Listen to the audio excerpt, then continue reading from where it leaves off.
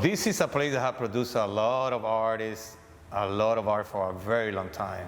Not only Miami, the West Coast, from Rauschenberg to even the beach in the 80s, which takes me to the beach in the 80s. That was a community.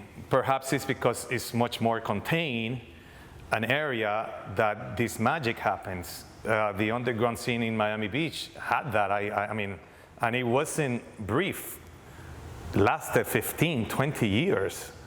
And it was, as you described, it was a true community, an exchange of ideas, different dynamics, many nights of long discussions and drinking,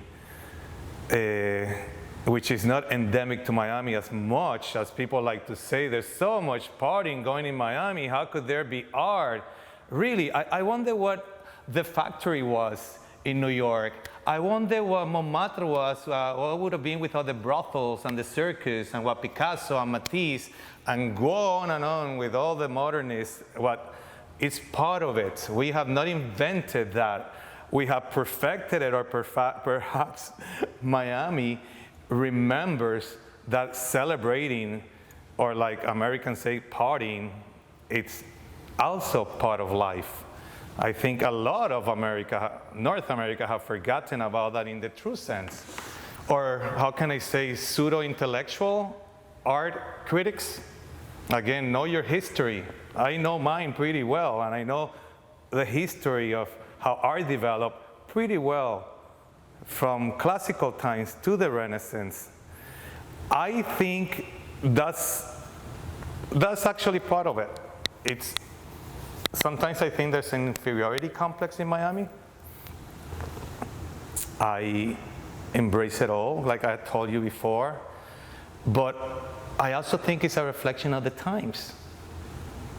I don't think it's happening, that sense of community among artists, I don't think it's happening in many places anymore. A lot of it has to do with this idea that your legacy is the most important thing in your life, that your career, at all costs, you must be successful and strive and leave a mark. I have felt like that sometimes, and I take a deep breath, and I understand there's much bigger things in life, like being kind to other people, planting a tree, be with your family, traveling, living. But I do like community. That's why I have my secret spot in here that you know, where we get together and we have salon-style conversations, exchange of ideas, and we dance in sofas and upside down, and I play Mercedes Sosa, and I play Edith Chacon, and I play my Greek music, and I played The Cure. I think the transition that I see is that perhaps we're curating our own world. I have a way of being. I hang out with certain people. Sometimes I don't hang out with certain people because I just don't like their energy.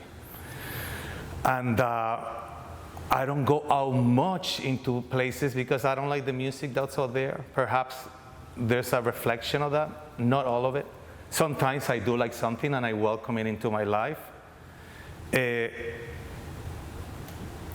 don't know. I don't know what is not happening. I think, like I told you earlier, I think South Beach was the last underground. I think everything gets gentrified in 5 seconds. Nothing happens anymore organically, unless you're very aware and protective. It can happen. Back then, you will have a place, a club that, you know, will open, and it'll take a while for that place to have a personality or to have a certain type of people that like that particular kind of music or dress in a particular way. And guess what? Culture will be born. Now, we don't allow even for a culture to be born. It's like, oh, here's me in this new club or in this new restaurant, and then in 5 minutes you have 10,000 people that don't care about the food, don't care about dressing the part or creating culture. So I think there's trouble with that. There's great benefits to this digital world, but there's this side.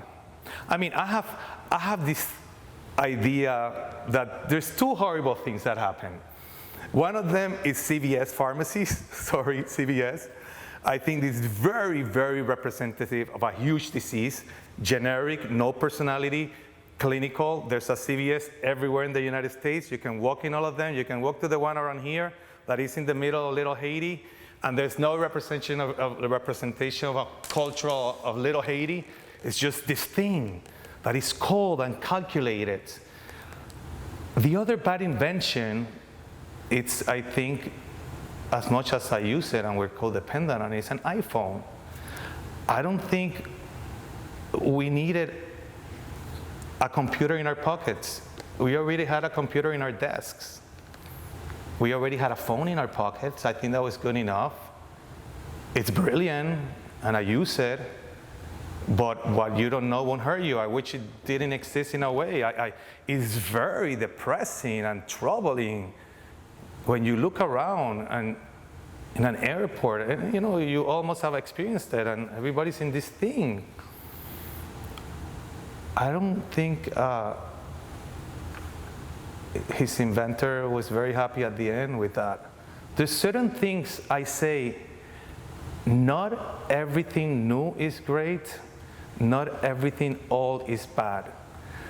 This perpetual idea that the new is great, I don't believe on it. There's some great things that come, and change will always exist, but I think we have to pay more attention. It's just the new just for the sake of new? I don't know.